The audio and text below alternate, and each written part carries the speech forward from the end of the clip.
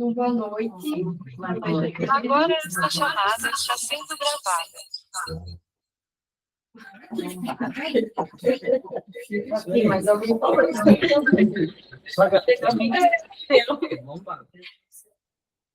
Meu nome é Calvana. Bem-vinda, Elisete. Vai fazer a nossa palestra hoje da Casa Lar Luz de Jesus. Isso, de Concórdia. Bem-vinda. Muito obrigada, né? Então, hoje eu vou fazer a oração inicial. Gostaria que todos fechassem os nossos olhos e levassem seu pensamento a Deus, ao nosso Jesus Cristo, a Maria Santíssima,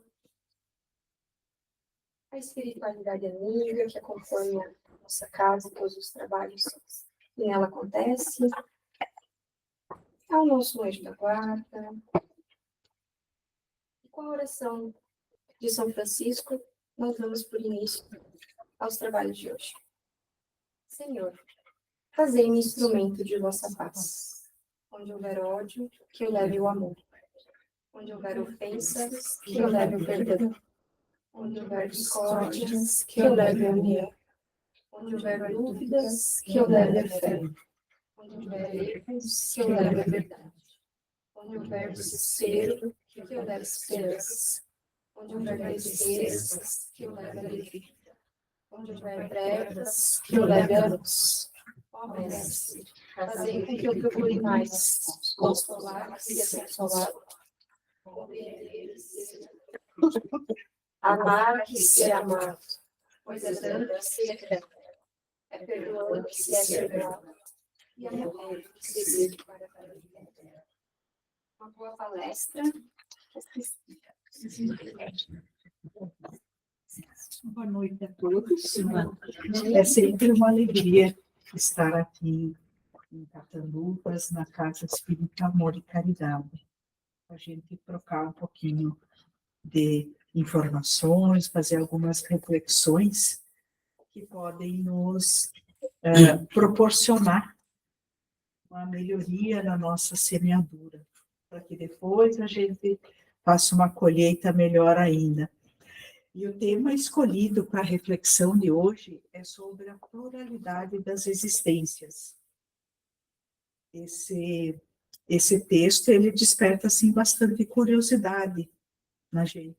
Quanto mais a gente lê, mais a gente quer descobrir. E a cada leitura que a gente faz, a gente vai comprovando a pluralidade das existências. Né? Não tem como a gente fugir desta verdade. Teve um texto que originou essa reflexão, que é o texto O Caminho da Vida, que se encontra nas obras póstumas e na Revista Espírita de junho de 1869.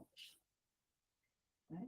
Então, a primeira pergunta que sempre a gente se faz é assim: se a gente tivesse uma vida só, né, o nosso espírito nascesse com a gente e morresse na mesma existência, como que seria essa escolha de qual vai ser a destinação do espírito? Né, tem algumas crenças que dizem, né, vamos todos para o mesmo lugar e aguardamos um juízo. Né? Como que seria isso de todo mundo junto daí, esperando o juízo? Né? Aqueles que se esforçaram por se melhorar, junto com quem não se esforçou. Né? Às vezes, por um erro, daí nós seremos condenados ad eternum. Então, é muito frágil essa explicação quando a gente para pensar. Né? Quando nós temos desencarne de crianças, né, em tenra idade, eles nem tiveram oportunidade de se manifestar nem para o bem nem para o mal. Como que fica daí? Vai para onde? Qual é o julgamento? Né, na hora do juízo final. Né? Então, quando a gente reflete sobre isso, a gente percebe a inconsistência dessa explicação, dessa justificativa. E aí, nós temos na doutrina a explicação para vários fatos que muitas vezes a gente não entende se não acreditar na pluralidade das existências. Então, essa nossa reflexão, ela está baseada no Livro dos Espíritos, no Evangelho segundo o Espiritismo e na Revista Espírita, de 1869, e obras póstumas também. Nós temos, então, o caso desse matemático, Karl Gauss, né? Ele nasceu na Alemanha em 1799, e aos 3 anos de idade, ele identificou na folha de pagamento da empresa do pai dele um erro de cálculo. Aos 3 anos de idade. Né? Até o relato, que foi um estudo feito pelo pessoal da pós-graduação da Universidade Federal de Pelotas, porque esse matemático ele é estudado até hoje pela contribuição que ele deu para matemática, física e astrologia, depois de adulto também, né? E o relato é que ele nem conseguia enxergar direito em cima da mesa, mas ele conseguiu identificar um erro, uma inconsistência naquele cálculo. Ele aprendeu a ler, escrever e fazer contas absolutamente sozinho, né? E aos 10 anos, ele descobriu a propriedade de simetria das progressões aritméticas. Gente, como aos 10 anos isso? Como aos 3 anos identificar qualquer erro que seja de uma conta matemática, de um cálculo? Por quê? Porque esse conhecimento ele já trouxe. Ele não tinha tido estudo, nem nenhuma referência em casa que justificasse ele ter esse raciocínio tão tenra idade, né? Então, aí a gente começa a perguntar, né? Como que acontece isso? Quando a gente vê todas aquelas criancinhas pequenininhas tocando piano, violão, sinfonias, que as pessoas adultas levam 10, 12 anos estudando para conseguir ter aquela desenvoltura, e eles tocam com a maior tranquilidade, porque isso já veio com eles. Esse conhecimento já era de antes. Não tem como eles terem adquirido. Temos um outro caso, que é desse menino, o pequenininho ali, o James. Desde os 2 anos de idade, ele começou a ter lembranças de uma vida, que ele se chamou James também, que é desse soldado que está ao lado dele. E ele assinava lá James 3, porque tinha essa outra vida dele, o pai dele, que era James, e ele, que era James também. Então, aos 2 anos de idade, a mãe dele comprou um avião e falou para ele, essa partezinha aqui é que guarda as bombas. Daí ele disse, não, mãe, ali é o tanque de gasolina, de combustível. Aí ela ficou assim. Aí eles foram visitar, ninguém da família tinha nada a ver com aeronave, ser piloto, etc.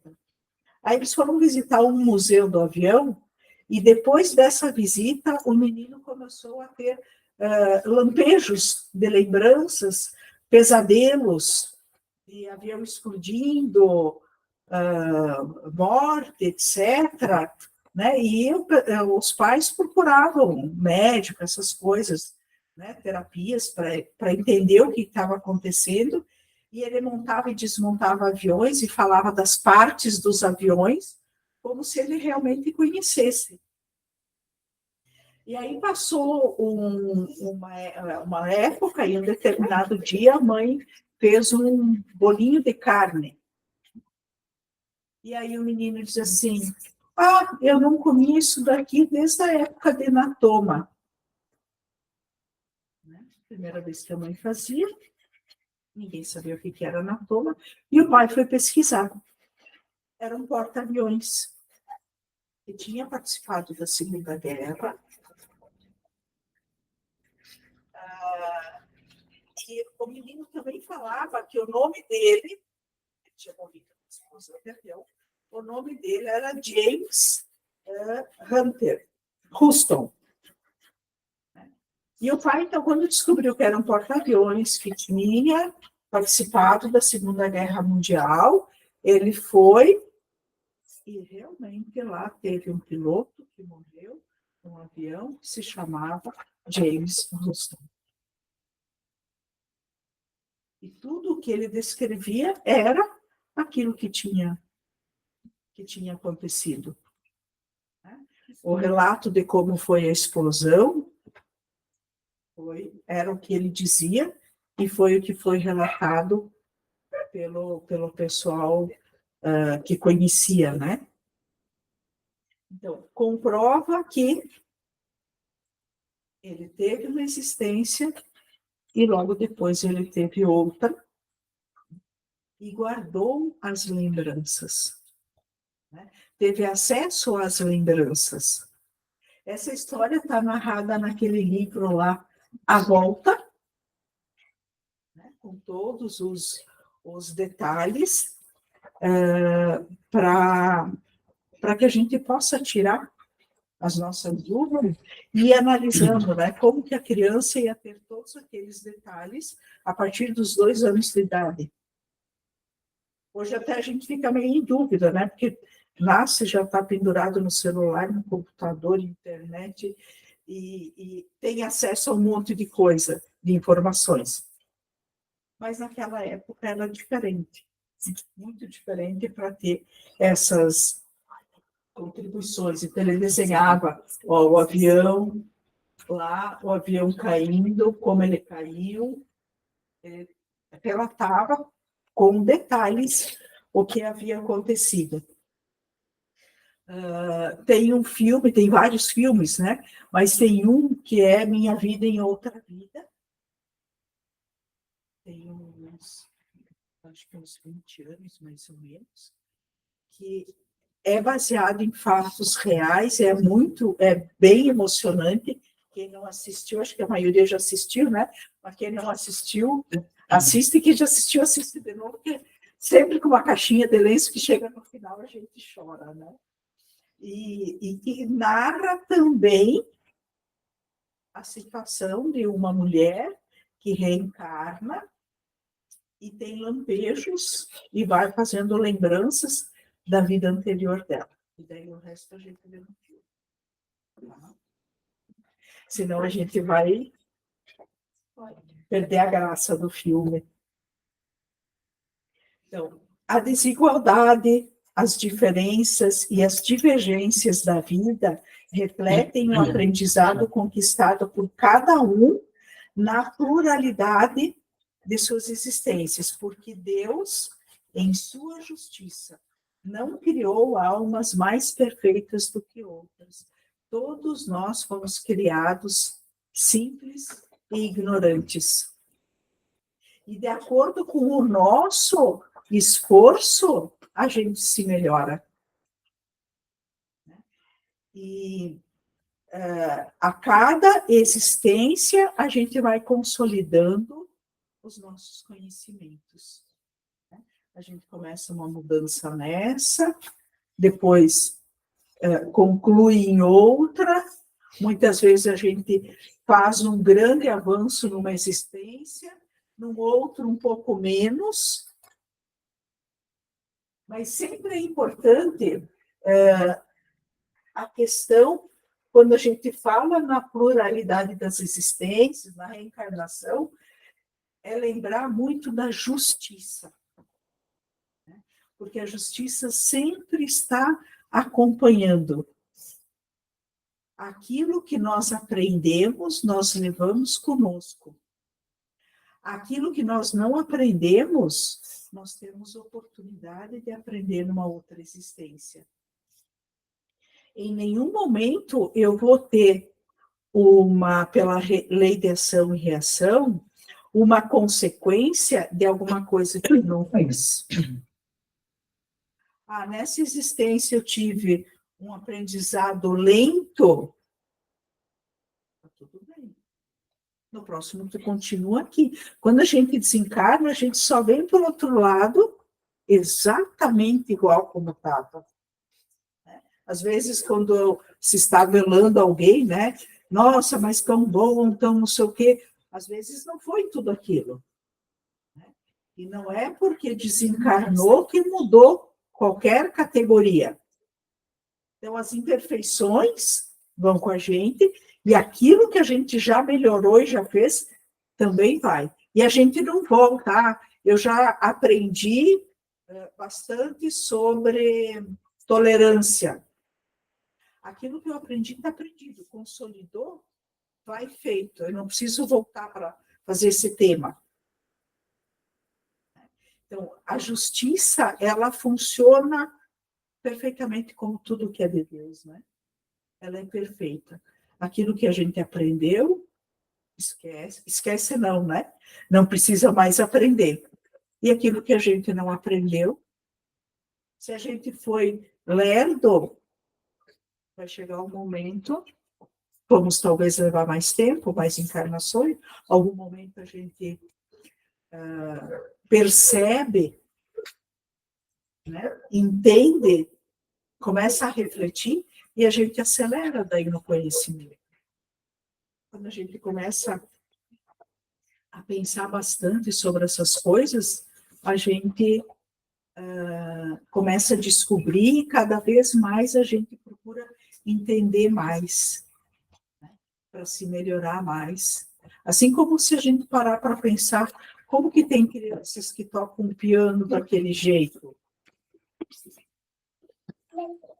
Você nem estudou, né? Então, se a gente quer entender isso, a gente começa a perceber uma outra, um outro viés para a gente se dedicar aos nossos estudos. A pluralidade das existências é consoladora e está em harmonia com a mais rigorosa justiça, e é para o homem a âncora de salvação que Deus lhe deu na sua misericórdia, conforme as palavras ditas por Jesus e descritas no Evangelho de João, ao narrar o encontro noturno de Jesus com Nicodemos. Em verdade, né, Jesus respondendo então a Nicodemos, ele diz: em verdade, te digo, se o homem não nascer de novo, não poderá ver o reino do céu. O que a gente entende por reino do céu? A felicidade, a evolução. Então, se a gente não nascer diversas vezes, para que a gente tenha a oportunidade de ir fazendo as nossas melhorias, a nossa evolução, a gente não vai chegar num mundo feliz, nos mundos, né, de idosos, etc. Porque dentro de cada um de nós tem o germe da perfeição, o germe do progresso. Né? A gente vem e a gente sempre quer melhorar. Mesmo quando a gente veio numa condição de menos conhecimento, de menos evolução, a gente pensava, todo mundo, em melhorias, conforme aquilo que precisava. Teve um momento que era a subsistência, depois era ter um pouco de garantia material, e depois, quando garantido a subsistência, a gente passava a querer ter outros entendimentos. Né? Então, a lei do progresso também sempre bastante presente. No túmulo do Allan Kardec também está. Nascer, morrer, renascer ainda e progredir sempre. Tal é a lei. Então, precisamos ir e voltar, para que a gente possa ir aprendendo. Então, fica bem claro, né, que a reencarnação é a oportunidade que Deus nos dá para a gente recomeçar e reparar aquilo que a gente fez de errado, corrigindo e aprender, evoluir, né, fazer a nossa reforma íntima para que a gente possa ir aos poucos edificando o nosso progresso moral. A doutrina espírita esclarece bastante essas questões, e a gente tem no capítulo 4 do Livro dos Espíritos, né, que trata da pluralidade das existências, várias perguntas, né, formuladas por Allan Kardec, que nos ajudam a refletir melhor sobre esse tema. Como pode a alma, na questão 166, como pode a alma que não alcançou a perfeição durante a vida corpórea acabar de depurar-se? Só faltou estar assim, simples assim, passando por outra existência. Porque a nossa verdadeira vida é a vida espiritual, mas a nossa escola está aqui. Lá a gente estuda também, mas a prova a gente faz aqui. Porque aí, quando a gente não está cercado de todos os cuidados, de boas companhias, vamos dizer assim, né? E a gente vem para cá, para a matéria, com todas as tentações que nos rodeiam. E aí é que nós temos que demonstrar se a gente aprendeu ou não aprendeu, o que a gente aprendeu e o que ainda não está bem firme, que a gente precisa estudar mais, né, para fazer a prova. Na mesma questão, como realiza essa nova existência? Será pela sua transformação como espírito? E a resposta, então, depurando-se, a alma, indubitavelmente, experimenta uma transformação. Mas, para isso, necessária é a prova da vida corporal. A gente vai lá, estuda, entende que se melhorou, e a gente vem para cá para ser submetido à prova, né? Não que a gente só vem para sofrimento, etc. Mas pelas nossas imperfeições ainda temos muitos. A letra B. A alma passa, então, por muitas existências corporais? Sim, todos nós tivemos e teremos muitas existências ainda. Os que dizem o contrário pretendem manter-nos na ignorância em que eles próprios se encontram.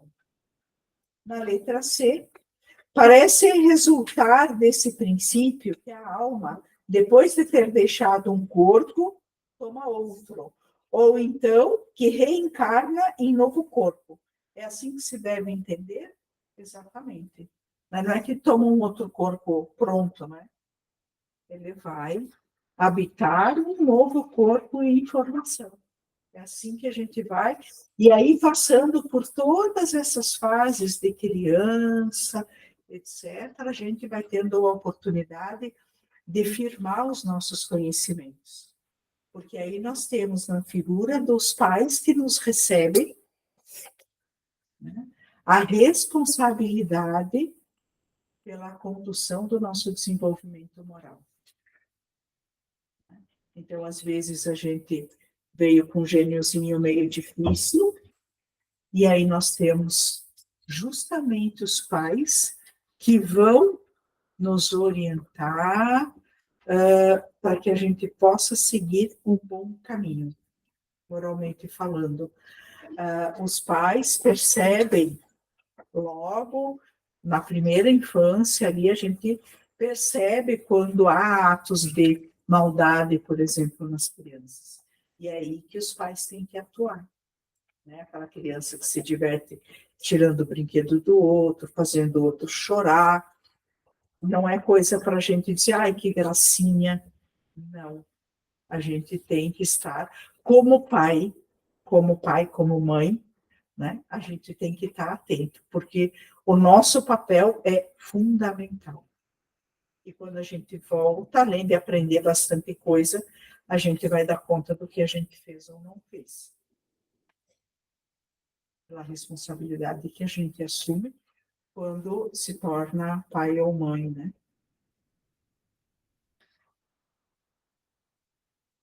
Pergunta 167. Qual o fim objetivado com a reencarnação? Melhoramento progressivo da humanidade. Né? Então, expiação, né? Vamos resgatar e reparar as nossas faltas, né? Com que objetivo? De se melhorar. Então, a gente vai e volta para se melhorar. Sem isso, onde há justiça? Quer dizer que a justiça vai e volta e está aí no texto, né?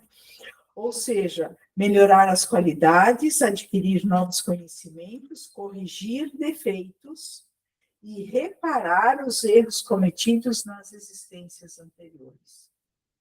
Então, todas aquelas dificuldades que a gente teve e que a gente não foi bem na prova, a gente volta com o mesmo tipo de prova, de situação, para que a gente passe, então, na prova, para que a gente aprenda e solidifique aquele conhecimento. Eu vim para aprender a tolerância, não me saí muito bem. Na outra existência, eu vou vir novamente em situações que vão me exigir a tolerância para que eu comprove que realmente eu estou aprendendo, e eu aprendi, e está sedimentado em mim esse conhecimento. 168. É limitado o número de experiências corporais ou o espírito reencarna perpetuamente?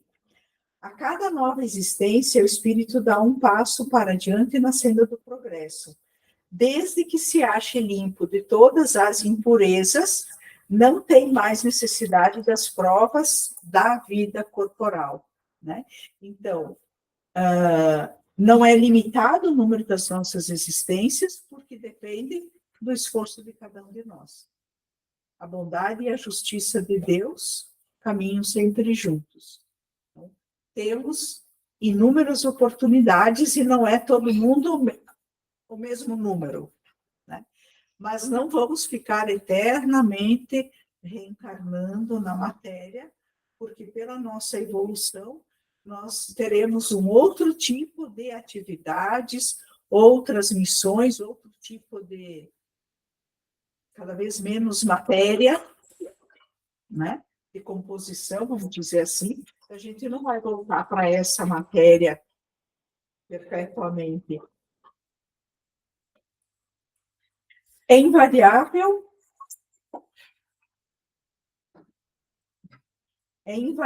o número das encarnações para todos os espíritos? Já pus na outra resposta também, né? Não, aquele que caminha depressa, há muitas provas se forra. Todavia, as encarnações sucessivas são sempre muito numerosas, porquanto o progresso é quase infinito. Então, é invariável, é variável, aliás, o número de encarnações. Se um espírito for sempre bastante esforçado e rápido, ele encarna menos vezes na matéria. Se a gente for mais lerdinho, a gente vai ter que vir mais vezes. Mediação e reação, nada foge da justiça. Nada foge da justiça de Deus. Por que perde o espírito encarnado a lembrança do seu passado? Essa é uma pergunta que todo mundo faz, e às vezes a gente diz, né? Não era mais fácil a gente saber o que tinha que acertar? A gente vem, acerta e pronto. Mas aí onde é que está o nosso mérito, né? Porque nem quando a gente cola numa prova, tira uma nota 10, mas porque eu colei, porque eu acessei a prova do professor, não porque eu sabia. Então, eu não tenho mérito no 10. E a gente ia ser a mesma coisa.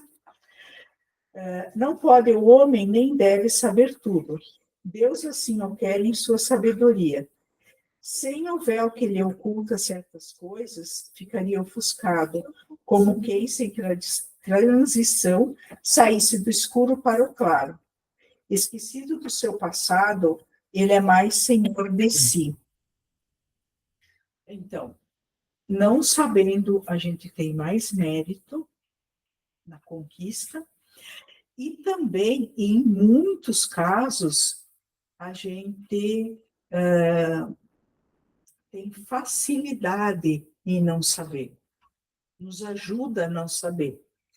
Porque, assim, às vezes eu posso ter cometido um crime na minha outra existência. Do tipo assim, eu matei minha mãe. Agora a gente vai voltar junto. E daí? Se ela sabe que fui eu que matei, se eu sei que fui eu que matei, como é que nós vamos viver na mesma família? Não vai dar certo. Então a gente vai ter na nossa família algumas pessoas que a gente tem mais dificuldade de lidar. Por quê? Porque possivelmente a gente teve em algum momento um atrito. Às vezes um grande atrito. E aí, a cada encarnação, a gente vai tendo mais inteligência, mais experiência, e melhor a gente pode discernir o bem do mal. Então, eu tenho na minha família, ou bem próximo, alguém que eu tenho muita dificuldade, mas a minha inteligência vai me dizer que eu não devo agir com violência. Mesmo que às vezes você diz, vou pisar no pescoço. A gente não pisa, né? Por quê? Porque a nossa inteligência, a evolução que a gente tem, já nos permite discernir bem o bem e o mal, e a gente sabe que isso não é certo. E aí, com essa consciência, mesmo não sabendo qual foi o atrito, a gente consegue ir harmonizando um pouquinho cada vez conforme o tamanho do atrito. Se é uma coisa muito pesada, pode levar mais do que uma encarnação. Por isso que o legal é a gente tentar harmonizar, né? Todos, a gente percebe, quando a gente para e observa, a gente diz, tá, mas sempre que tem algum problema é com essa pessoa. Então, vamos tentar agir diferente, agir com mais tolerância, com mais paciência, porque pode ser que seja um acerto que eu tenha que fazer. Eu não preciso saber qual é o acerto. Eu preciso acertar só. A gente não precisa ter explicação de tudo. Então, mais paciência, perdão, entendimento, se coloca no lugar. E aí vamos.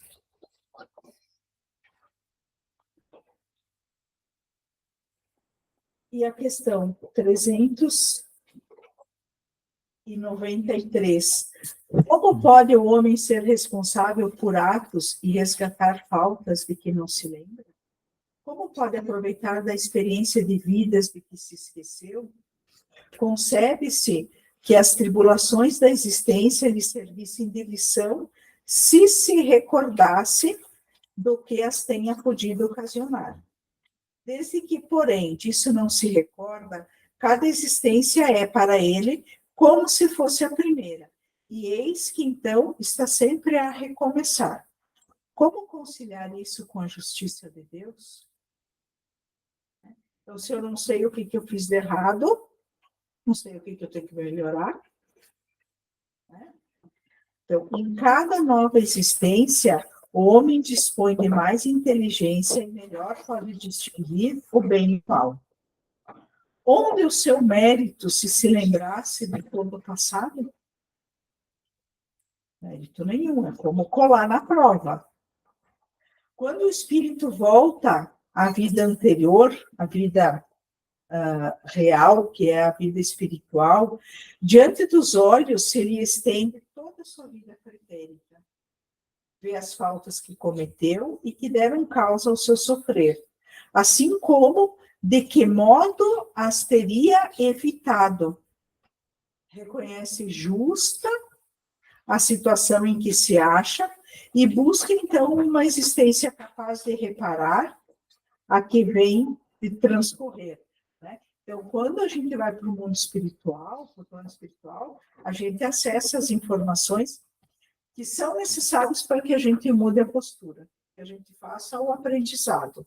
Aquilo que a gente já aprendeu, as situações que a gente já reparou, que a gente já resgatou, a gente não precisa lembrar, porque não levam para lugar nenhum. Eu só preciso aquilo que eu posso mudar, que eu posso atuar. E também nos mostra como, às vezes, a gente podia ter evitado. E às vezes a gente para e sente assim, se eu ficasse de boca fechada, se eu contasse até 25, antes de falar, aquela coisa que a gente fala sem pensar, né? Às vezes, se a gente contar até 25, bem devagarinho, quando tem 30 menos, a gente arrumaria. E depois que a gente fala, falou, né? Depois é difícil. Então,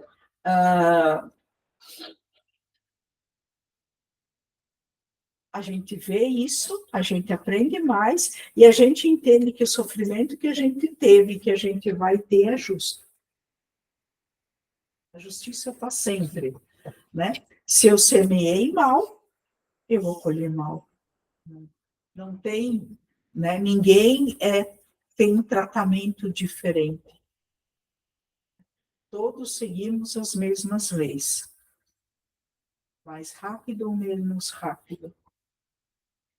Escolhe provas análogas às de que não soube aproveitar, ou as lutas que considere apropriadas ao seu adiantamento, e pede a espíritos que lhe são superiores que o ajudem na nova jornada que sobre si toma, ciente de que o espírito, que lhe for dado por guia nesta outra existência, se esforçará pelo levar a reparar suas faltas, dando-lhe uma espécie de intuição das que incorreu. Então, antes eu já falei, se eu venho com a prova da tolerância e eu falho, na outra eu vou vir de novo em situações de tolerância, que vão exigir a minha tolerância. Então, vão vir provas semelhantes às que eu já fiz, para que eu possa fazer o aprendizado completo.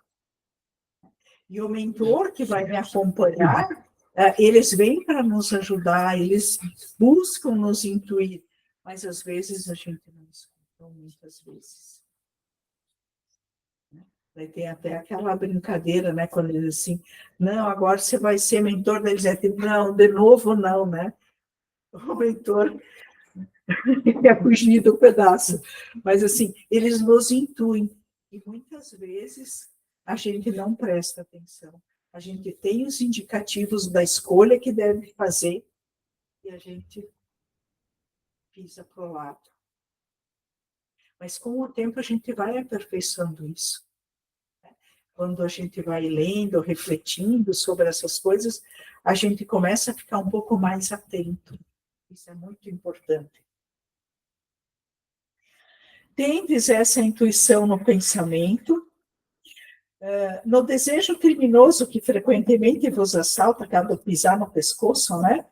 E que instintivamente resistis, atribuindo as mais das vezes essa resistência aos princípios que recebestes de vossos pais, quando é a voz da consciência que vos fala. Então, eu queria pisar no pescoço, mas não vou pisar. né? Porque o pai e a mãe falaram que a gente não deve fazer. Não, às vezes, antes de eu me lembrar do que o pai e a mãe, alguém já me soprou aqui.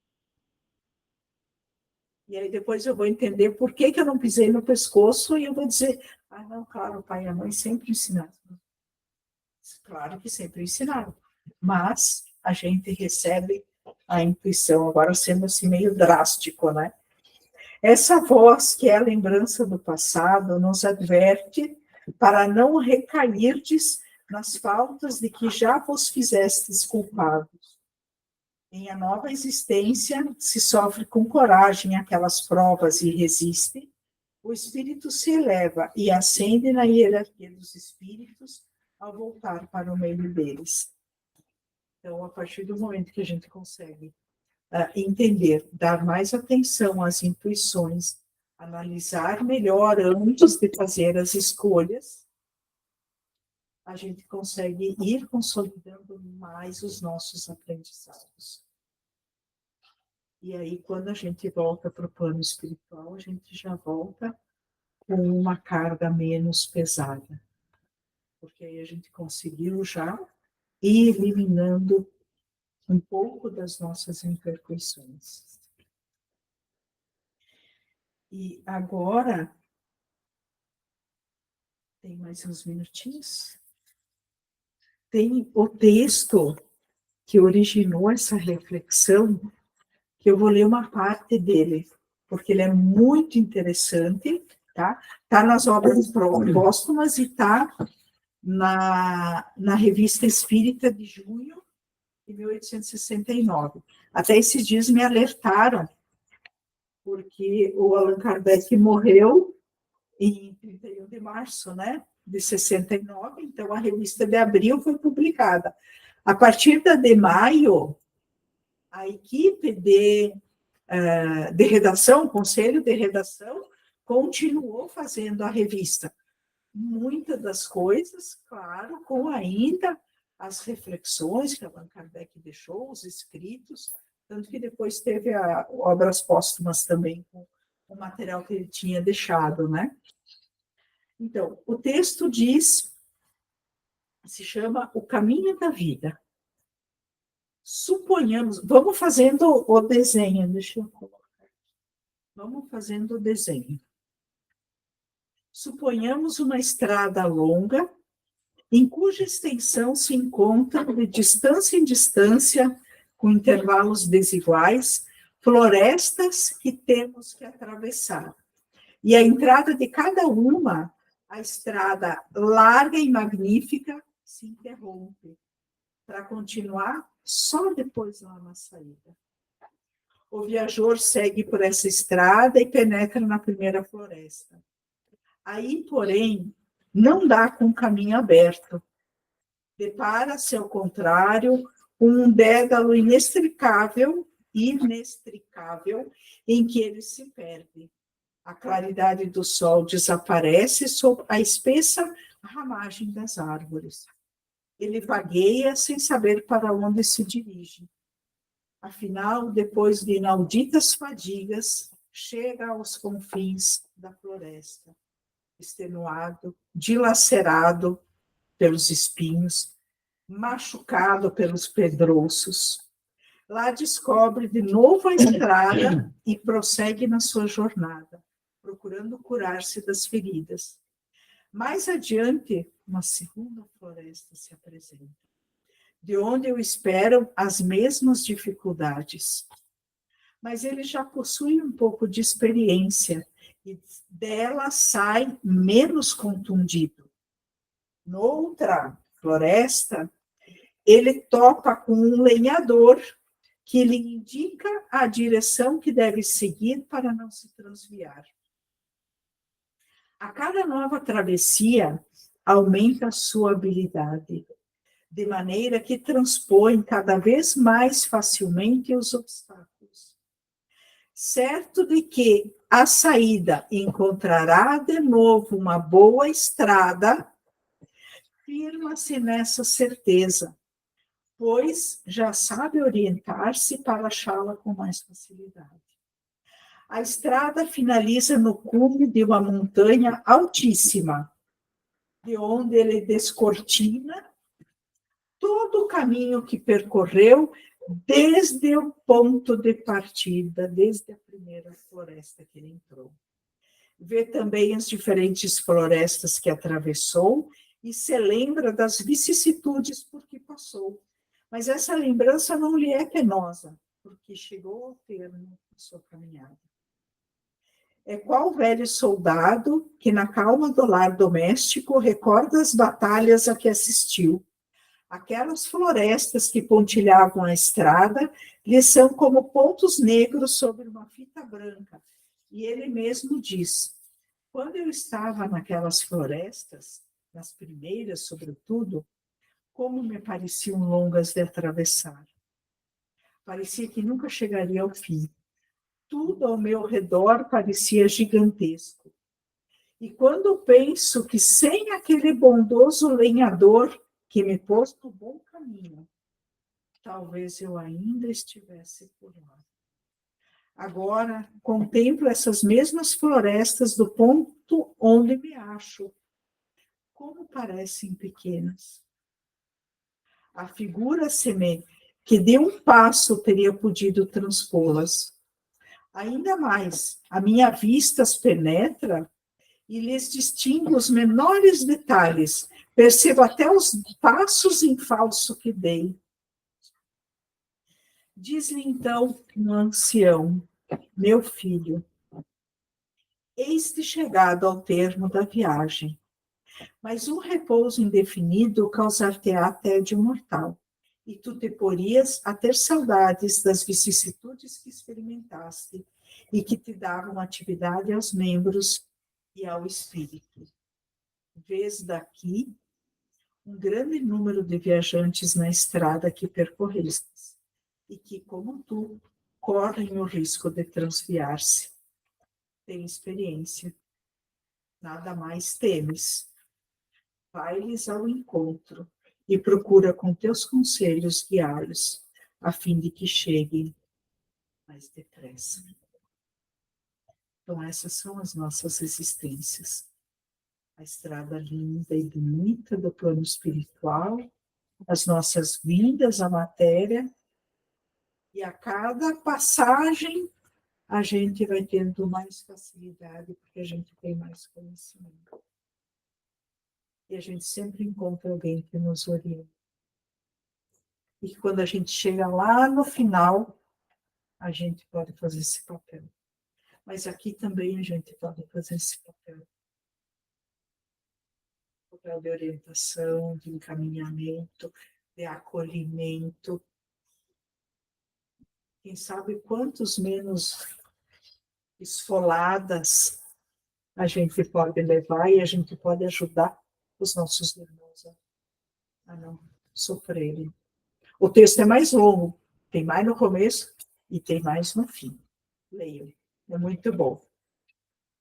Então, muito obrigada, que a gente possa, com essas palavras, né, e essa reflexão que a gente fez, possa ajudar a melhorar a nossa semeadura. Para que a gente volte cada vez com a floresta um pouquinho mais aberta, um pouquinho de sol. Então, muito obrigada, que Deus nos abençoe. Vamos fechando os nossos olhos,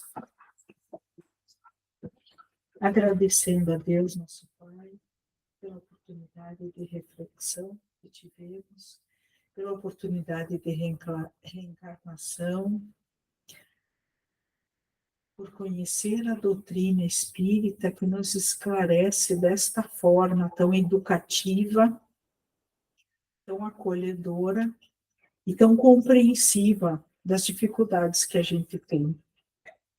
A doutrina sempre nos orienta, mas não nos pune, né? Porque somos responsáveis pelas nossas escolhas.